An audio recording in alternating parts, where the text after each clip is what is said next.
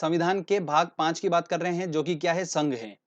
और ये भाग 5 जो होता है ये कवर करता है अनुच्छेद 52 से लेकर 151, 52 से 151 तक अनुच्छेद कवर करता है भाग 5, और इसी में आता है राष्ट्रपति प्रेसिडेंट। तो चलिए हम बात कर रहे हैं अनुच्छेद 52 से 62 तक। और कौन कौन से आर्टिकल याद करना है इसकी टेंशन बिल्कुल मत लीजिएगा, लास्ट में मैं आपको बता दूंगा, क्योंकि अनुच्छेद पर्टिकुलर से क्वेश्चंस बहुत कम मिलते हैं। आपको थ्योरी से ज्यादा मिलेंगे कि राष्ट्रपति को चुनने की प्रोसेस क्या होती है, ओके, और राष्ट्रपति को हटाने की प्रोसेस कहां से चालू होती है। इस तरीके से थ्योरी बेस्ड क्वेश्चन ज्यादा बनते हैं। तो आर्टिकल का टेंशन मत लीजिए, ट्रिक भी बता दूंगा लास्ट में आपको मैं, और कुछ इंपॉर्टेंट आर्टिकल्स भी बता दूंगा मैं, ठीक है, जो याद करने हैं। तो देखिए सबसे पहला पॉइंट आता है हमारा कि भारत का एक राष्ट्रपति होगा, ये अनुच्छेद 52 में बोला गया है। अगला पॉइंट है राष्ट्रपति संघ की कार्यपालिका का प्रमुख होता है। तो कार्यपालिका क्या होता है, देखिए कार्यपालिका होता है राष्ट्रपति, उपराष्ट्रपति, प्रधानमंत्री, और प्रधानमंत्री के सहयोगी होते हैं मंत्रिपरिषद। इन सब का जो कॉम्बिनेशन होता है उसको ही क्या बोलते हैं, कार्यपालिका बोलते हैं, ठीक है। और इसी कार्यपालिका का जो प्रमुख होता है वो कौन होता है, राष्ट्रपति होता है। ओके, इस कार्यपालिका का प्रमुख काम क्या होता है कि संसद से पारित नियम जो कानून है उनको एग्जीक्यूशन करने वाला विभाग होता है कार्यपालिका। क्लियर। चलिए आगे बात करते हैं हम राष्ट्रपति की योग्यता के बारे में, कि राष्ट्रपति के लिए क्या क्या योग्यता होना चाहिए। तो देखिए भारत का नागरिक होना चाहिए, पहली बात तो। सेकंड पॉइंट जो कि सबसे ज्यादा इंपॉर्टेंट है, न्यूनतम आयु 35 वर्ष होना चाहिए। ये काफी एग्जाम में क्वेश्चन पूछा गया है। अगला पॉइंट है लोकसभा का सदस्य बनने योग्य होना चाहिए। ओके, तो ये तीन काफी इंपॉर्टेंट पॉइंट है। और ध्यान रखिए राष्ट्रपति की जो सैलरी है वो होती है 1,50,000, ठीक है, और ये कर मुक्त होती है। क्लियर। चलिए आगे हम बात करते हैं अब कि राष्ट्रपति को कौन चुनेगा। तो ये बताया गया है अनुच्छेद 54 में। तो देखिए राष्ट्रपति को कौन चुनेगा, लोकसभा के निर्वाचित सदस्य। देखिए दोस्तों निर्वाचित सदस्य बोला है, ठीक है। उसके बाद राज्यसभा के निर्वाचित सदस्य। और आप सभी को पता होगा कि लोकसभा और राज्यसभा का कॉम्बिनेशन क्या होता है, पार्लियामेंट मतलब संसद, ठीक है। ये हम आगे आने वाले लेक्चर में कवर करेंगे, बस आप इतना ध्यान रखिए, लोकसभा, राज्यसभा, संसद। तो लोकसभा के निर्वाचित सदस्य, राज्यसभा के निर्वाचित सदस्य, और एमएलए ऑफ स्टेट्स, ठीक है, विधायक, राज्यों के विधायक। तो कौन कौन से राज्यों के, देखिए 29 ही राज्यों के और 2 केंद्र शासित प्रदेश के, दिल्ली और पांडिचेरी, इनके विधायक, ये सब मिलकर क्या करते हैं, वोट देते हैं, और उसके बाद राष्ट्रपति निर्धारित होता है। ठीक है फ्रेंड्स, समझ में आया आपको प्रोसेस। लोकसभा के निर्वाचित सदस्य, राज्यसभा के निर्वाचित सदस्य, एमएलए ऑफ स्टेट्स, 29 राज्यों और 2 केंद्र शासित प्रदेश के, ये सब वोट करते हैं और फिर राष्ट्रपति डिसाइड होता है। अब हम बात करते हैं राष्ट्रपति के चुनाव की पद्धति के बारे में। तो देखिए कौन सी पद्धति होती है, सिंगल ट्रांसफरेबल वोटिंग सिस्टम, एकल संक्रमणीय वोट पद्धति। काफी इंपॉर्टेंट है, काफी क्वेश्चंस बनते हैं इससे। अब ये पद्धति होती क्या है, हम इसको समझते हैं। तो देखिए दोस्तों, आपने लोकसभा का इलेक्शन हुआ था तो आपने वोट दिया होगा, तो आपके सामने 3-4 ऑप्शन होंगे, आप पर्टिकुलर किसी एक को वोट देके आए। ओके, बट राष्ट्रपति के चुनाव में ऐसा नहीं होता है। यहां पर क्या होता है, देखिए जितने कैंडिडेट होंगे सबको वोट देना होता है प्रायोरिटी के आधार पर। देखिए एक एग्जांपल मैंने लिया है, जैसे कि आपको दिख रहा है यहाँ पर, मान लेते हैं कि 3 उम्मीदवार खड़े हैं राष्ट्रपति के लिए, ठीक है, मीरा कुमारी, रामनाथ कोविंद और प्रणब मुखर्जी। तो जो राष्ट्रपति को वोट दे रहे हैं वो क्या करेंगे, प्रायोरिटी देंगे कि पहले नंबर पे रामनाथ कोविंद, सेकंड नंबर पे मीरा कुमारी, तीसरे नंबर पे प्रणब मुखर्जी। तो इस तरीके से वो प्रायोरिटी देते हैं, और फिर काउंटिंग होती है कि किसकी प्रायोरिटी सबसे ज्यादा है, वो राष्ट्रपति चुन लिया जाता है। ओके, तो ये वाली मेथड होती है सिंगल ट्रांसफरेबल वोटिंग सिस्टम, एकल संक्रमणी वोट पद्धति। अब बात करते हैं हम राष्ट्रपति के शपथ की। तो राष्ट्रपति को शपथ कौन दिलाता है, देखिए भारत के सर्वोच्च न्यायालय सुप्रीम कोर्ट का मुख्य न्यायाधीश जो होगा वो राष्ट्रपति को शपथ दिलवाता है। काफी इंपॉर्टेंट है, ध्यान रखिएगा ये वाला पॉइंट। दोस्तों अब हम बात करते हैं कि राष्ट्रपति को हटाने की प्रोसेस क्या होती है। तो राष्ट्रपति को महाभियोग के द्वारा हटाया जा सकता है, ये संविधान में बोला गया है आर्टिकल 61 में, अनुच्छेद 61 में। अब देखिए क्या होता है, महाभियोग की प्रक्रिया कहां से होती है, तो ये होती है संसद से। तो ये भी एग्जाम में क्वेश्चन बनता है। संसद क्या है, लोकसभा और राज्यसभा, आपको पता है मैंने बताया। तो अब जो महाभियोग की प्रक्रिया है ना इम्पीचमेंट की, ये लोकसभा से भी चालू हो सकती है और राज्यसभा से भी, जरूरी नहीं है कि लोकसभा से ही होगी। अब इसकी प्रोसेस क्या होती है, देखिए मान लेते हैं कि चलो लोकसभा से चालू हो रही है। तो देखिए सबसे पहले क्या होगा, स्टेप 1 ये होगी कि लोकसभा के 1/4 लोग लिखित में नोटिस देंगे राष्ट्रपति को। उसके बाद क्या होता है, देखिए 14 दिन बाद में फिर लोकसभा में वोटिंग होती है, और अगर उस वोटिंग में 2/3 बहुमत मिल गया उस प्रस्ताव को, तो प्रस्ताव फिर आगे बढ़ेगा और कहां जाएगा, राज्यसभा के पास जाएगा। फिर राज्यसभा में वोटिंग होती है, अगर 2/3 बहुमत अगर वहां पर भी मिल गए तो राष्ट्रपति को फिर हटा दिया जाता है। अब ये प्रोसेस लोकसभा से हमने समझी, हो सकता है राज्यसभा से भी हो जाए, तो कहीं से भी चालू हो सकती है, ठीक है। तो ये क्वेश्चन एग्जाम में बनता है। तो फ्रेंड्स आपको समझ में आया इम्पीचमेंट की प्रोसेस कहां से स्टार्ट होती है, संसद से। लोकसभा या राज्यसभा से चालू हो सकती है, वो जरूरी नहीं है कि लोकसभा से या राज्यसभा से ही, ठीक है। अब दोस्तों हम बात करते हैं राष्ट्रपति के अधिकार की।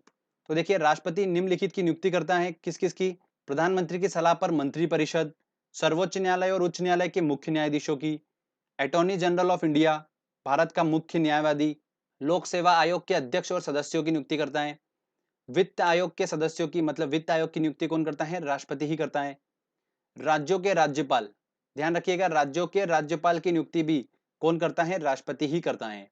ओके फ्रेंड्स, तो ये काफी इंपॉर्टेंट है, इन सबसे क्वेश्चंस बनते हैं एग्जाम में। राष्ट्रपति जो होता है वो संसद का अभिन्न अंग होता है, संसद का, पार्लियामेंट का।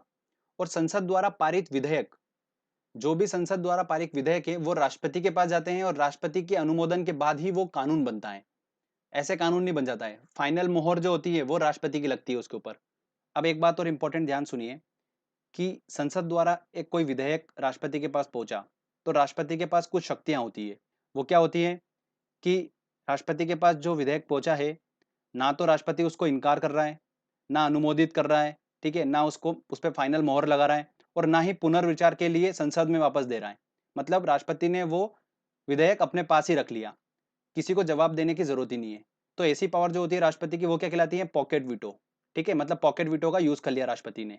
अब ऐसा जो है वो देखिए सबसे पहले हुआ था ज्ञानी जेल सिंह जो भारत के राष्ट्रपति थे, तो भारतीय डाक से रिलेटेड विधेयक उनके पास पहुंचा था, तो उन्होंने अपना पॉकेट वीटो का यूज किया था। मतलब ना तो उन्होंने फाइनल मोहर लगाई, ना मना किया, ना पुनर्विचार करने के लिए संसद के पास दिया। तो ठीक है, तो आपको समझ में आया, ये भी इंपॉर्टेंट पॉइंट था पॉकेट वीटो वाला। ये भी पावर राष्ट्रपति के पास होती है। आगे अब हम बात करते हैं कुछ इंपॉर्टेंट पॉइंट्स की जो कि अक्सर एग्जाम में पूछे जाते हैं। तो देखिए मैं आपको बताता हूं, राष्ट्रपति जो होता है अनुच्छेद 72 आर्टिकल 72 के अंतर्गत किसी अपराध के लिए दोषी ठहराए गए व्यक्ति की सजा को माफ कर सकता है राष्ट्रपति, ठीक है। फांसी की सजा भी माफ कर सकता है, राष्ट्रपति के पास ये पावर होती है। तो आर्टिकल 72 के तहत देश की तीनों सेनाओं का प्रमुख कौन होता है, राष्ट्रपति होता है, ठीक है। ये भी काफी इंपॉर्टेंट पॉइंट है। राष्ट्रपति अपना त्याग पत्र किसको देगा, उपराष्ट्रपति को देगा। ये वाला क्वेश्चन 10 से 15 बार एग्जाम में पूछ लिया है। आप क्वेश्चन आंसर टेस्ट लगाएंगे तो आपको दिखेगा, देखिए दोस्तों कि कहां कहां पर ये क्वेश्चन पूछा है। तो राष्ट्रपति अपना त्याग पत्र किसको देगा, उपराष्ट्रपति को देगा। और राष्ट्रपति के त्याग पत्र के बाद 6 महीने तक उसका पद उपराष्ट्रपति संभाल सकता है, ठीक है। कितने महीने तक, 6 महीने तक संभाल सकता है। संसद के सदस्य को चुनने की शक्ति भी राष्ट्रपति के पास होती है। लोकसभा के 2 सदस्य चुन सकता है, आंग्ला समुदाय के 2 सदस्य चुन सकता है राष्ट्रपति। राज्यसभा के 12 सदस्यों को चुन सकता है राष्ट्रपति, कला, साहित्य, पत्रकारिता, विज्ञान और सामाजिक कार्यों के क्षेत्र से रिलेटेड 12 सदस्यों को चुन सकता है राष्ट्रपति। तो टोटल मिला के संसद में 14 सदस्यों को चुन सकता है राष्ट्रपति। कितने सदस्यों को, 14 सदस्यों को। तो ये एग्जाम में क्वेश्चंस पूछे जाते हैं। अगली हम बात करते हैं दोस्तों, एक इंपॉर्टेंट नोट है, संसद के दोनों सदनों का संयुक्त सत्र राष्ट्रपति बुला सकता है। और एक एग्जाम में क्वेश्चन अभी पूछा जा रहा है बार बार कि लोकसभा के अध्यक्ष की नियुक्ति कौन करता है, तो राष्ट्रपति नहीं करता है। ना तो लोकसभा के अध्यक्ष की नियुक्ति, ना राज्यसभा के अध्यक्ष की नियुक्ति, इन दोनों के अध्यक्ष की नियुक्ति राष्ट्रपति नहीं करता है। अब दोस्तों हम बात करते हैं राष्ट्रपति की आपातकाल इमरजेंसी शक्तियों के बारे में। इससे रिलेटेड मैंने एक ट्रिक बना रखी है, डिस्क्रिप्शन में आपको लिंक मिल जाएगी। 3-5-2 वाली ट्रिक है, वो आसानी से आप वो आर्टिकल याद कर लेंगे। देखिए अब संविधान में 3 प्रकार के आपातकाल का प्रावधान है। कौन कौन से, राष्ट्रीय आपातकाल, किसी राज्य में राष्ट्रपति शासन, और तीसरा आता है वित्तीय आपातकाल। ये 3 प्रकार के आपातकाल का प्रावधान है। कौन कौन से हैं देखिए, आर्टिकल 352, आर्टिकल 356 और आर्टिकल 360। तो दोस्तों जो ट्रिक मैंने डिस्क्रिप्शन में लिंक दे रखी है उसकी हेल्प से आप 352 तक पहुंच जाएंगे। उसके बाद देखिए संविधान में चूंकि 3 आपातकाल है तो आपको 3-3 आर्टिकल छोड़ने हैं, ठीक है। 352 से 3 आर्टिकल छोड़ेंगे तो 356 तक पहुंच जाएंगे, फिर 3 छोड़ेंगे तो 360 तक पहुंच जाएंगे। ओके, तो आपको ये 3 याद करने हैं। अब कैसे याद रखेंगे, देखिए सीक्वेंस, तीनों मैंने आपको बताया आपातकाल, एक राष्ट्रीय, एक राज्य से रिलेटेड और एक धन से रिलेटेड। तो सबसे पहले हम किसकी बात करेंगे, राष्ट्र की बात करेंगे। तो सबसे पहले नंबर पे राष्ट्रीय आपातकाल आएगा। सेकेंड चीज, उसके बाद हम राष्ट्र के बाद में राज्य की बात करेंगे तो फिर राज्य आएगा। राज्य में राष्ट्रपति शासन। तीसरी हम बात करेंगे लास्ट में धन की, तो वित्तीय आपातकाल सबसे लास्ट में। तो सीक्वेंस आपको समझ में आ गया होगा, तो ये इस तरीके से आप काफी अच्छे से याद रख सकते हैं इसको, ठीक है। पर शर्त है कि 352 तक पहुंचना पड़ेगा। उसके लिए जरूरी है दोस्तों आपकी वो ट्रिक देख ले, उससे आप आसानी से यहां तक पहुंच जाएंगे। ओके, अब देखिए, वित्तीय आपातकाल भारत में आज तक कभी नहीं लगा है। तो ये भी एग्जाम में क्वेश्चन बन रहा है कि वित्तीय आपातकाल भारत में कितनी बार लगाए हैं, तो लगा ही नहीं है अभी तक। तो ध्यान रखिए, राज्य में राष्ट्रपति शासन तो लग चुका है काफी बार। राष्ट्रीय आपातकाल की बात करते हैं, तो ध्यान से सुनिए, सिर्फ और सिर्फ 3 बार राष्ट्रीय आपातकाल लगाएं। कितनी बार? 3 बार। और राष्ट्रीय आपातकाल जो होता है वो राष्ट्रपति किन कंडीशन में लगाता है? देखिए, 3 कंडीशन, युद्ध, बाह्य आक्रमण और सशस्त्र विद्रोह। ठीक है, ये सशस्त्र विद्रोह जो है ये संविधान के 44वें संविधान संशोधन में जोड़ा गया। मैं आपको अभी क्लियर कर दूंगा। तो इन तीनों कंडीशन में राष्ट्रपति राष्ट्रीय आपातकाल की घोषणा करता है। तो चलिए मैं आपको बताता हूं कि वो 3 राष्ट्रीय आपातकाल कब कब लगे। देखिए, 1962 में भारत चीन युद्ध हुआ था तब लगा था। 1971 में भारत पाक युद्ध हुआ था तब लगा था। और 1975 में आंतरिक अशांति के आधार पर आपातकाल लगा था। तो फ्रेंड्स, इस आंतरिक अशांति को संविधान के 44वें संविधान संशोधन के तहत चेंज कर दिया और सशस्त्र विद्रोह को जोड़ दिया गया। मतलब युद्ध या फिर सशस्त्र विद्रोह की कंडीशन में राष्ट्रीय आपातकाल की घोषणा कर सकता है राष्ट्रपति। क्लियर? तो ये तीनों पॉइंट है। 1975 वाला क्वेश्चन एग्जाम में पूछा गया है कि आंतरिक अशांति के आधार पर राष्ट्रीय आपातकाल कब लगा था, तो वो 1975 में लगा था। ठीक है, अब हम कुछ फैक्ट्स की बात करते हैं। देखिए, एकमात्र व्यक्ति जो 2 बार राष्ट्रपति रहे वो कौन है? राजेंद्र प्रसाद। और ये बात ध्यान रखिएगा कि राजेंद्र प्रसाद जो थे वो कहां से थे? बिहार से थे। ये भी एसएससी में क्वेश्चंस बन रहे हैं। पहली महिला राष्ट्रपति कौन है? प्रतिभा पाटिल है। निर्विरोध जीतने वाले राष्ट्रपति कौन है? नीलम संजीव रेड्डी थे। ठीक है, जो निर्विरोध जीत गए थे राष्ट्रपति चुनाव। कितने राष्ट्रपति की मृत्यु उनके कार्यकाल के दौरान हुई थी? तो 2 थे, जाकिर हुसैन और फखरुद्दीन अली अहमद। ये दोनों राष्ट्रपति ऐसे थे जिनकी मृत्यु कार्यकाल के दौरान हो गई थी। तो ये कुछ इंपॉर्टेंट पॉइंट्स हैं। तो फ्रेंड्स, यहां पर हमारा जो थ्योरी वाला सेक्शन है पूरा राष्ट्रपति से रिलेटेड, वो हमने कंप्लीट करा है। ओके, अब मैं आपको स्टार्टिंग बता देता हूं। आपको ध्यान रखना है आर्टिकल 52, जिसमें बताया गया है कि भारत का एक राष्ट्रपति होगा। उसके बाद आपको याद करना है आर्टिकल 54, जिसमें मैंने आपको बताया राष्ट्रपति को कौन चुनेगा, मतलब निर्वाचन। ठीक है, तीसरा आपको याद करना है महाभियोग, मतलब आर्टिकल 61। ये तीनों आर्टिकल आपको याद रखना है। इसके बाद आपको ये जरूरी नहीं है कि राष्ट्रपति की योग्यताओं के बारे में किस आर्टिकल में बोला गया है, 58 में या 57 में, तक कंफ्यूज बार बार होंगे, आप इतना याद भी नहीं रख पाएंगे। तो बेटर है कि जो 3 इंपॉर्टेंट है आप वो याद रखें, 52, 54 और 61। महाभियोग मतलब इम्पीचमेंट से रिलेटेड एक और पॉइंट सुन लीजिए कि ये यूएसए के कॉन्स्टिट्यूशन से लिया गया है। किसके कॉन्स्टिट्यूशन से? यूएसए से। चलिए हम क्वेश्चन आंसर टेस्ट लगाते हैं और देखते हैं कि हम कितने क्वेश्चन सोल्व कर पा रहे हैं और हमारा स्कोर क्या है। देखिए, पहला क्वेश्चन है हमारा, राष्ट्रपति द्वारा संसद के दोनों सदनों के लिए कुल कितने सदस्यों को नामित किया जा सकता है? तो कुल 14 सदस्यों को नामित किया जा सकता है। 2 तो लोकसभा में और 12 राज्यसभा में। ठीक है, भारत का राष्ट्रपति किसका एक अभिन्न अंग है? तो संसद का एक अभिन्न अंग है। ये आंसर होगा। राज्यसभा के लिए राष्ट्रपति द्वारा कितने सदस्य नामित किए जा सकते हैं? देखिए, राज्यसभा के लिए कितने करे जा सकते हैं? 12। तो बी आंसर होगा। ठीक है, चलिए नेक्स्ट क्वेश्चन लेते हैं। वित्त आयोग की नियुक्ति कौन करता है? तो वित्त आयोग की नियुक्ति कौन करता है? राष्ट्रपति करता है। संघ लोक सेवा आयोग के अध्यक्ष की नियुक्ति किसके द्वारा की जाती है? तो किसके द्वारा की जाती है दोस्तों? राष्ट्रपति के द्वारा की जाती है। निम्न में से वो राष्ट्रपति कौन थे जो 2 बार राष्ट्रपति पद पर रहे हैं? तो कौन रहे 2 बार? राजेंद्र प्रसाद। तो डी आंसर होगा। चलिए नेक्स्ट क्वेश्चन लेते हैं। अगला क्वेश्चन है, देश की सशस्त्र सेनाओं का सर्वोच्च कमांडर इन चीफ कौन है?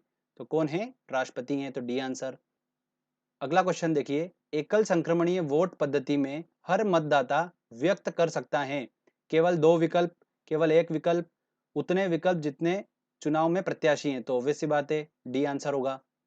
निम्नलिखित में से वो कौन था जिसे भारत के राष्ट्रपति के रूप में निर्विरोध चुना गया? तो वो कौन थे? संजीव रेड्डी थे। सी आंसर होगा। चलिए नेक्स्ट क्वेश्चन लेते हैं।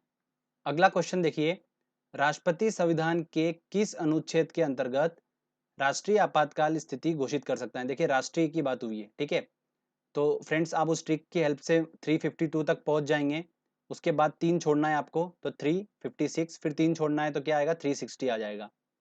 तो राष्ट्र सबसे पहले आएगा, तो 352 होगा आंसर। अगर वो पूछता है यहाँ पर कि राज्य आपातकाल, तो वो कौन सा है, 356 होगा, और वित्तीय आपातकाल 360 होगा। ठीक है।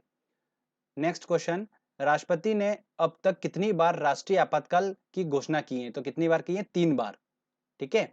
1962 में भारत चीन युद्ध, 1971 में भारत पाक युद्ध, और 1975 में आंतरिक अशांति के टाइम पर। तो 3 बार करिए, तो सी आंसर होगा। किस वर्ष में भारत के राष्ट्रपति ने आंतरिक अव्यवस्था के कारण आपात स्थिति लागू की, तो 1975 सी आंसर होगा। ठीक है। चलिए नेक्स्ट क्वेश्चन लेते हैं। संवैधानिक प्रणाली असफल होने पर किस अनुच्छेद के तहत राष्ट्रपति शासन लागू होता है, तो संवैधानिक प्रणाली मतलब राज्य वाली बात हो रही है। ठीक है। तो राज्य में देखिए, जो सरकार है वो अगर असफल होती है तो वहां पर राष्ट्रपति शासन लगता है, ये 356 आर्टिकल में। राष्ट्रपति अपना त्यागपत्र किसे प्रस्तुत करता है, तो त्यागपत्र किसको देगा, वो उपराष्ट्रपति को देता है। देखिए कितनी बार एग्जाम में क्वेश्चन पूछा गया, वेरी इंपॉर्टेंट क्वेश्चन है ये। ठीक है, ध्यान रखिएगा। भारत के राष्ट्रपति के चुनाव के लिए नागरिक को कितनी आयु पूरी कर लेना चाहिए, कितनी कर लेना चाहिए, 35 वर्ष। सी आंसर होगा। चलिए नेक्स्ट क्वेश्चन लेते हैं।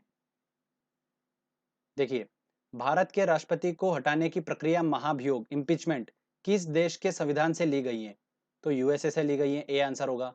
राष्ट्रपति की सेवानिवृत्ति की आयु क्या है, तो कोई भी संविधान में इसका उल्लेख ही नहीं है, तो कोई सीमा नहीं है, तो डी आंसर होगा। संसद के दोनों सदनों का संयुक्त सत्र कौन बुला सकता है, तो राष्ट्रपति बुला सकता है, ए आंसर होगा।